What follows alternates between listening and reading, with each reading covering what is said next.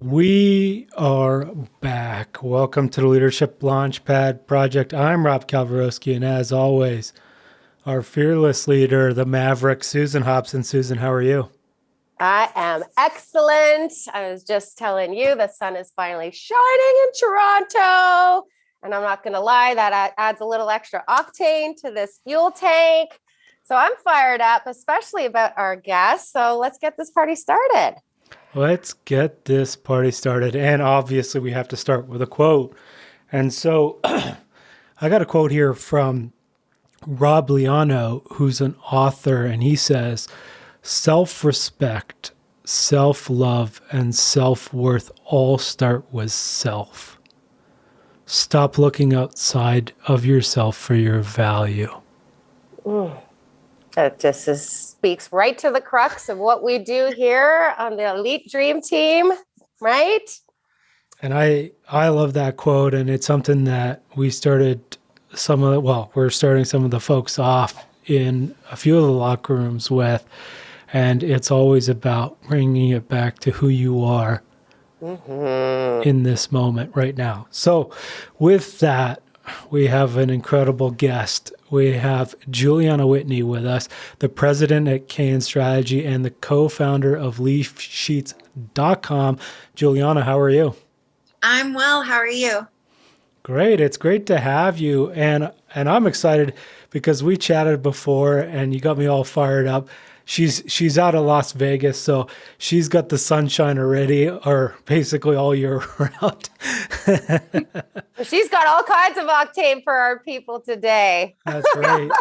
Yeah. I love it. So Juliana, for people who are new to you, can you tell us a little bit about yourself and like how did you get to where you are today? Yes, I can. So I'm from Vegas. I grew up in a tiny little town right outside of Vegas and have always been really entrepreneurial. So by the time I was 24, I had decided that I really wanted to write a book. So I started to write a book about adoption. And then I thought, in order to get an audience, I need a blog to get the book out there. And then as I was writing this blog, all these people wrote to me that had been adopted as kids and now they're adults and they had all this stuff they wanted to talk about. So I saw that there was a greater need to have a platform and a way to reach the kids and to talk about things that these adults were expressing they never got to work through. So my first venture ever was that adopted girl working with kids in foster care, primarily girls in foster care, on issues of self-worth. And after doing that for a few years, I still have that going. I started working in the cannabis industry because I was taking a break from school and fell in love with it because it's a startup industry and I love startups.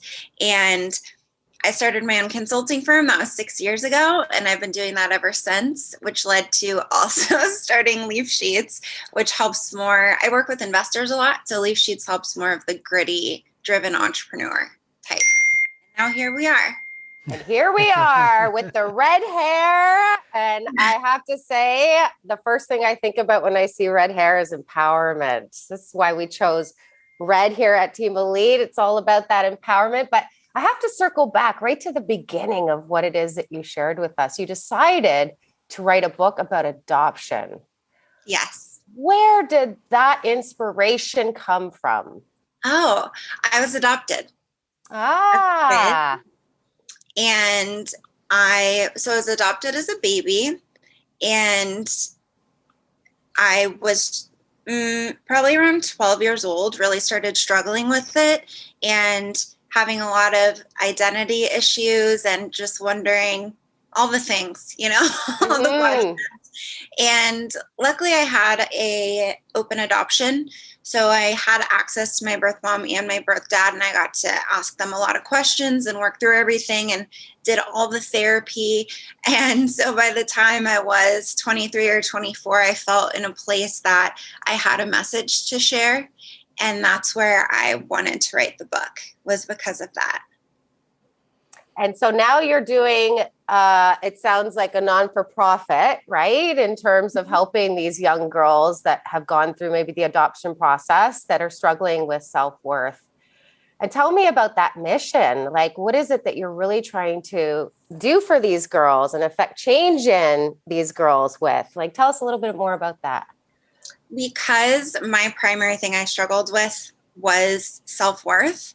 That was kind of the crux of everything I had to work through. And a lot of it was tied to being given up as a baby. Mm-hmm. So with these girls, I want to help them work through that moment in their lives. And because they're in foster care, they don't have stable parents like I did because I was adopted. And a lot of times they're jumping around and they don't have anyone to even help them solidify their identity, much less really believe in themselves or have any sense of what they want to do or who they can be. And with that adopted girl, we put on events specifically that are based around self-worth. So we'll do something that's specifically geared toward that. One time we did a shadow box and then had a MAC makeup artist come and teach them and give them little gifts. And then we went and got their hair done and we went to a show and a big dinner and accessing things they may not otherwise have access to. So they know that they can access those things, like those things are there for them.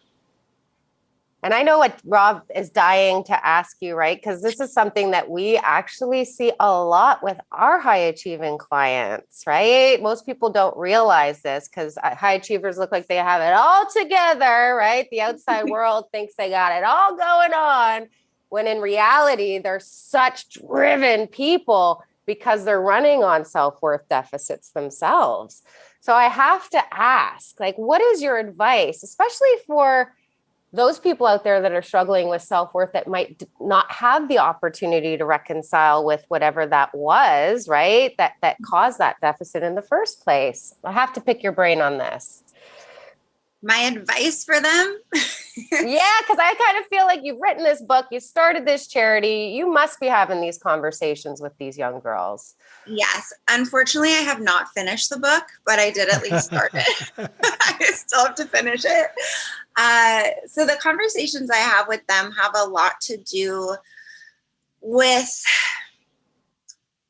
not tying your value to a certain instance or to outside individuals, I guess. Like for me, it was not tying it and identifying with having been given up, not identifying with that piece and letting that be the measurement of my value, which is really what I struggled with, you know? So that's kind of where I try to get them to focus and not focusing on the fact that they're in this system and that their parents didn't stay there for them, but be more self-focused and build that in yourself, which is difficult when people have thrown you around, but we try to help them with that.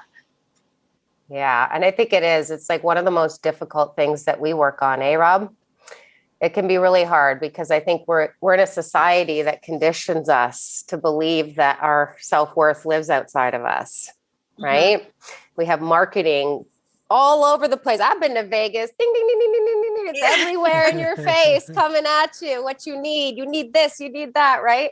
Yeah. So yeah, no, I know that's a complex question, but I have to ask because it's definitely something that is a through line between your work and ours by the sounds of it.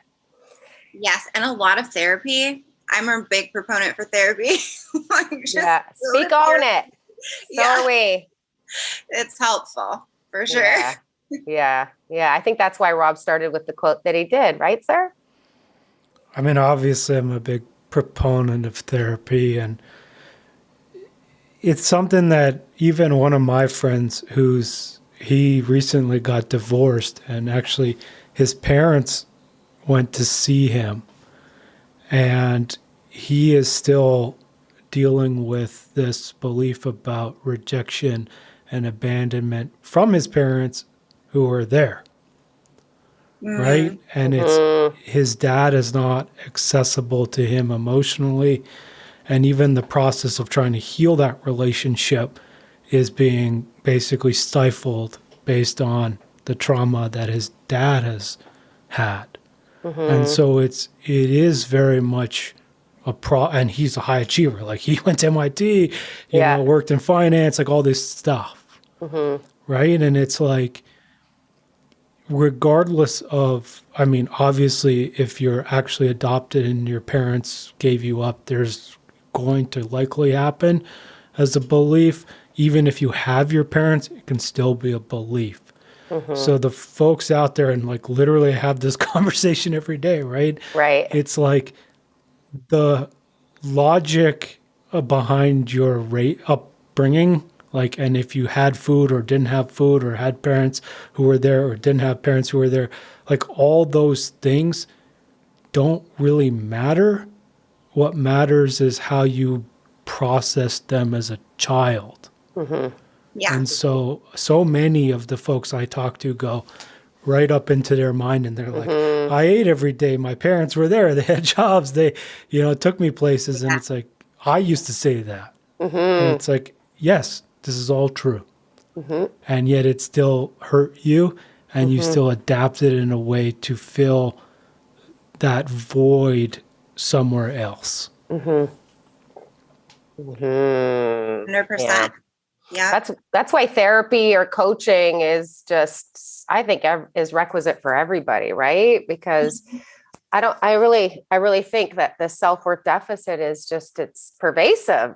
It's probably more pervasive today than it's ever been, back to what we just said about how we're conditioned by society to believe that our value lives outside of us and that we got to strive to chase it every damn day. But I do think, I think that's where it all begins, right? Like for us, what we love is to talk about that relationship with self. And I bet my last dollar that that's something you're talking to those young girls about too, right? Is like, yeah, it's painful and it's super disruptive, but boy, oh boy, can that be an opportunity upstream for these young girls, right? To really learn about the relationship that they're in with themselves and how much they can actually do for themselves in terms of meeting their own needs, right? I think. Yes. And it's funny you tied it to high achievers, because I've noticed that with successful entrepreneurs just in my life, that a lot of them have unhealed trauma. They gave them self-worth issues that makes them constantly seeking, measures of success. Yeah. And I think on some level, there's some beauty in that. And so with these girls that aren't given a lot of opportunity, but I know that they probably have the resilience and the experience of navigating issues and hard times and ups and downs. They have that, which I think can make them phenomenal entrepreneurs, leaders, and they just have to be told that and shown that. And so I love that. Oh my gosh. I love that you're connecting this to leadership.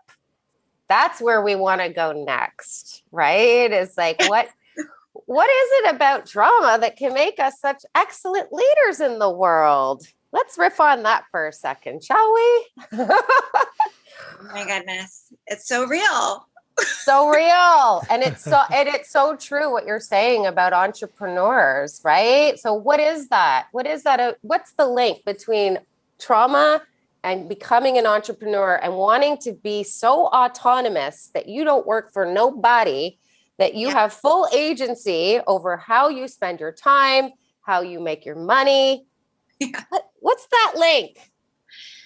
I think that when you have trauma, however it comes about, it can feel so lonely and feel powerless. And it can feel as though that powerlessness was caused by a dependency on other individuals who then had the power to do whatever happened in your life. So true. I can see that being a driver. I used to say that I wasn't actually alone, but my little kid brain said, I'm on my own. Like they gave me up, I'm on my own. And kind of maintaining that. And then I believe, at least additionally with the leadership piece, is when you're so hurt and you've tried to heal yourself and are doing so much work to heal yourself, there's kind of a drive to give that to others. And I think leadership can help you do that and build other people up, Yeah, Kind of where totally. The other thing Totally. to note that people may not be aware of is folks that have complex trauma develop higher emotional intelligence skills as a way to survive. Oh, yeah. And so once you unlock those pieces for people, and once they see their value, once they start to apply that leadership, they already are equipped with a lot of skills that make them a great leader. And so those dominoes fall really quickly for them. And maybe, Juliana, can we go there? Like, what does leadership mean to you? Ooh. Leadership to me is a responsibility. It is caretaking, and I always see it as making life easier for other people, being willing to face, the hard pieces of anything, whether it's, really any relationship or business or anything you face, and being willing to be the one that kind of navigates that so things are easier for other people and they can thrive under less intense and less difficult circumstances. I love that definition. I love that. Are you seeing what kind of leadership are you seeing in the cannabis space? I want to build a bridge so I can start to rack your brain on that front, because I got to think this is very different than the charity work you're doing for these young girls. Yeah. The leadership in the cannabis space is not great. It's pretty ego driven because a lot of the people leading the companies are just in it because it was this big money making opportunity.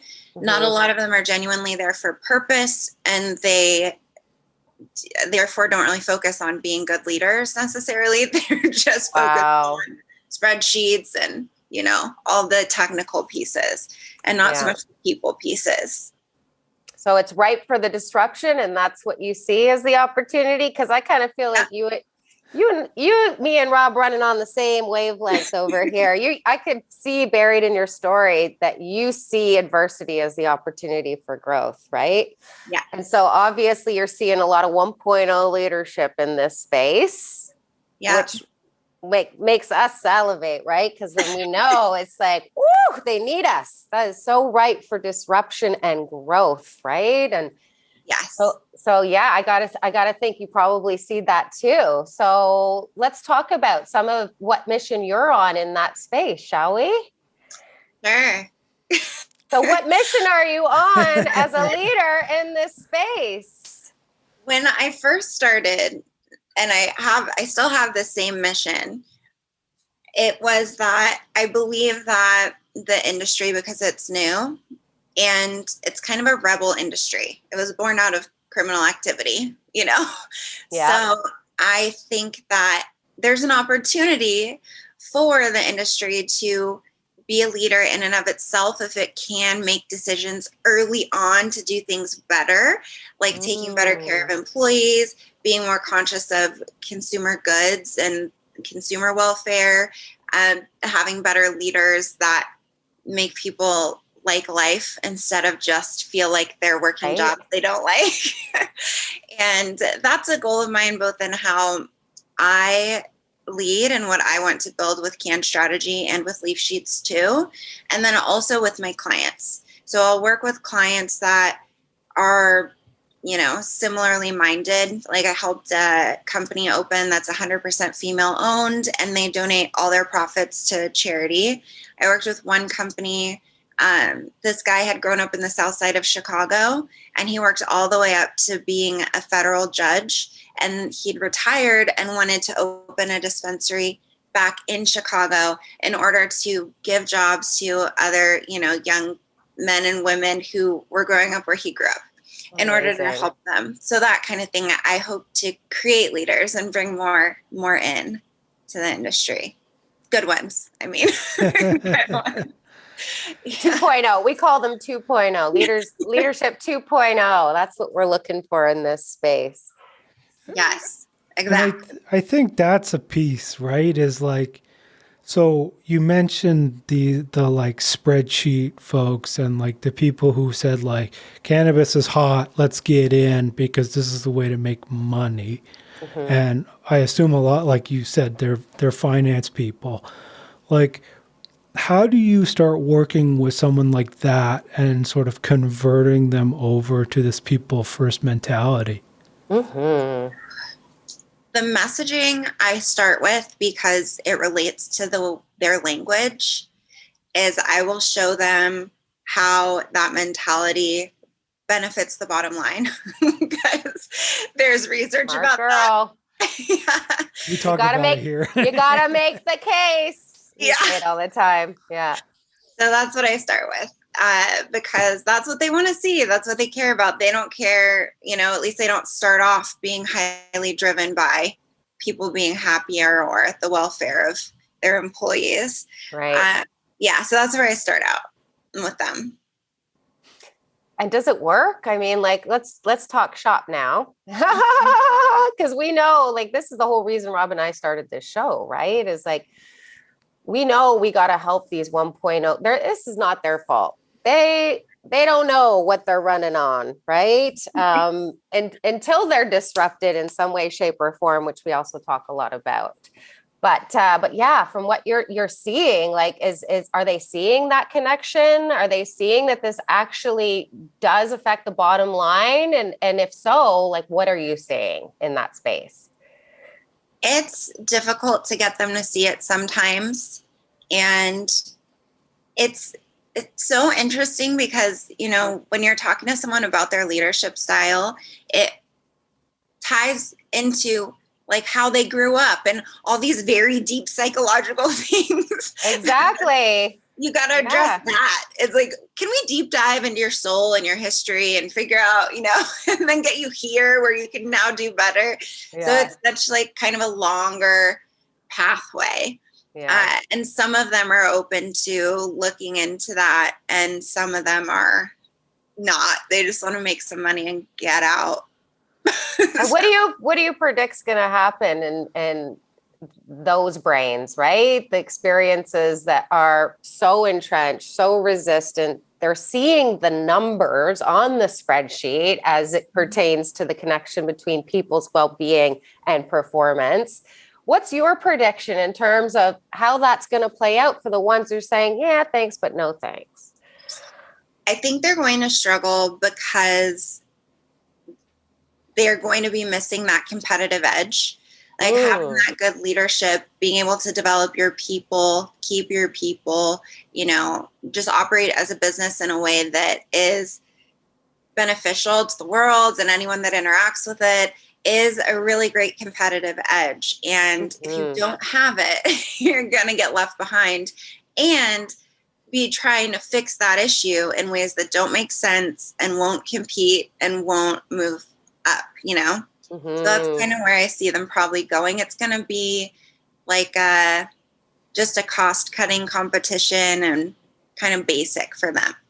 Whereas I think other businesses that do focus on that can create something really cool that can last and actually scale and be a real titan. I don't know, a big, big lasting company. I want you to speak on that because I know you got real expertise and data behind you. Okay. So our people need to hear from you, right? In terms of the opportunities. So the ones that are seeing the opportunity and are ready to go on that journey, even if it takes them all the way back to childhood, all the way into their soul. What do you see as those competitive opportunities for those leaders? I see, especially with the employees, that's like where I always start, is if you can get good people, keep good people, and make your people happy while they're there. And the more emotionally intelligent and mindful that the leaders become, the more that occurs within a company. And that's such an edge because, one, you you don't have the cost of turnover, which is really high. Right. 2, you have consistent operations because you're not constantly retraining people, and people are all growing because they're staying. So you're not just all over with skill level.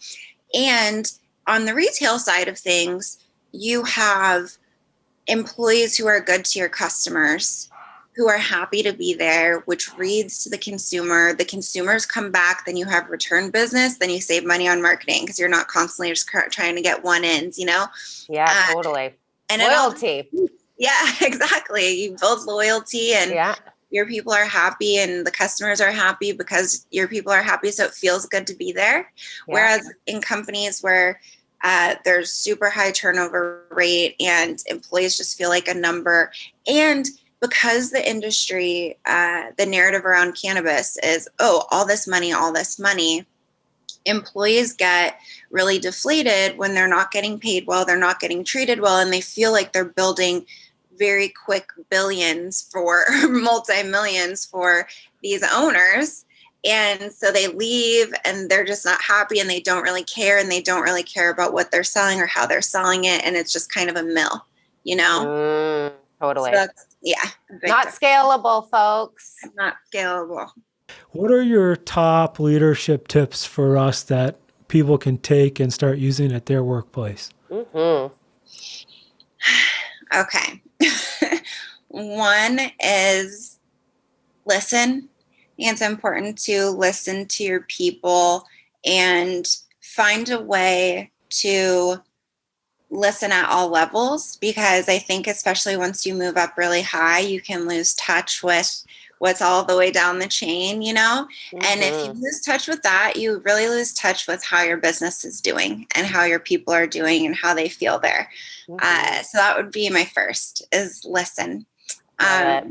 Another would be just, stay as emotionally stable as possible because, people are watching you. And if you're freaked out, I'm all for being vulnerable, but also just making them feel safe, like they're in good hands and they're on a good ship, on a good ride. So that would be, I think, a big one for me. Those are my main 2. Those are big ones. I mean, if I could choose 2, I'd probably choose the same 2. I'd choose the same 2 tips, because that's something we talk a lot about on this show, is really the starting point, right, Juliana? Is just really making sure you're seeing your people, you're hearing your people. That is how you make them feel safe. And I think what you're saying there in terms of making sure you're stable, that's where we started this whole show, right? It's the self-leadership of making sure you're seeing and hearing your damn self. Yeah. And if I could be so bold to have a full circle moment, right? Seeing and hearing yourself so that you can actually start there in terms of getting in tune with the value that is inside of you. Yes. So that you're not chasing that recognition and validation from all the wrong places, right? Because that's what you're talking about with these egocentric 1.0 leaders. That's what that destabilized type of leadership is all about. Exactly. So I have a question for you, and take time to think on it, because this is a big gun. But I feel like it is what I just want to ask you, because you are so closely tied to working on people's self-worth and helping them to see the value inside of them. What makes us worthy, Juliana? Wow. I know, right? I love to ask my clients this question too. It's a kind of a fun question. What makes us worthy? My philosophy about it, which I don't believe I've actually achieved, but I intellectually am aware, is that we just are worthy. I think just being makes you worthy. You're human, you're in the world, you've got the same, kind of lifespan, and we just come worthy, I think. I totally concur. I like to say, here's how you know. Yep, I'm still breathing. I'm still here. I still have life. That means there's value to this right here, this life, right? And so now it's my my responsibility, like you said, leadership starts with responsibility, to get out on my mission and go make best and highest use of the value that I got inside of me, right? That's what we're all about here at the Leadership Launchpad Project, at least. It's all about playing your biggest impact game.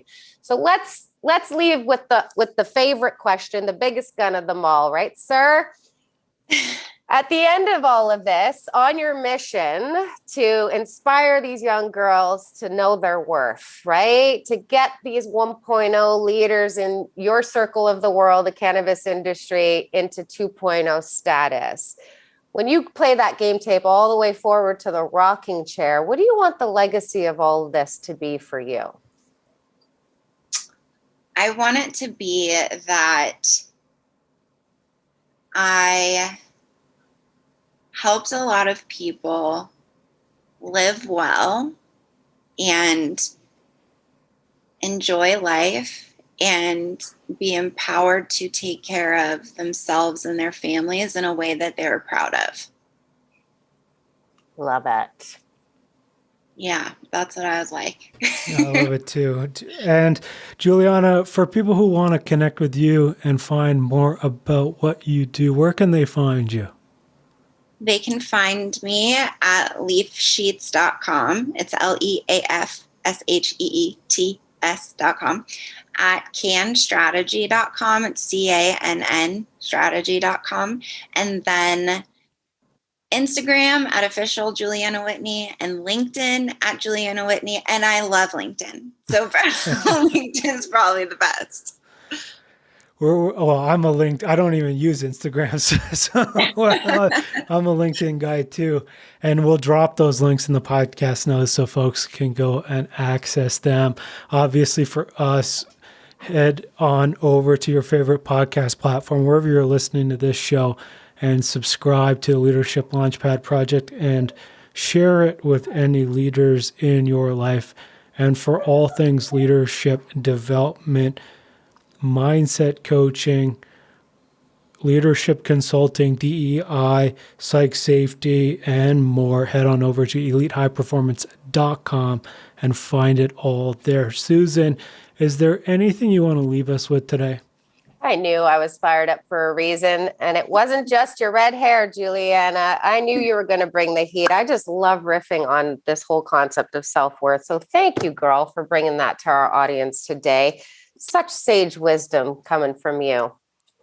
Oh, thank you. That's very nice. I love it too. And obviously I have another quote here. Obviously. Great. So I have a quote from Maddie Malhotra. And she says, "It doesn't matter if thousands of people believe in you unless you believe in you." And that's the switch.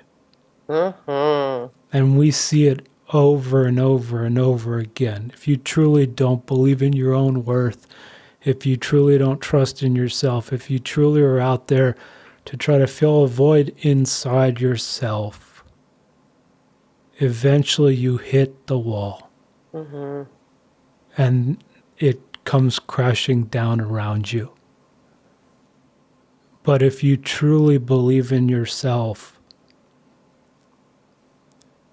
you bust right through the wall. Juliana, thanks for joining us today. Thank you so much. This was great. Everybody, thank you so much for listening, and we'll see you all next week. Bye, everyone. Bye.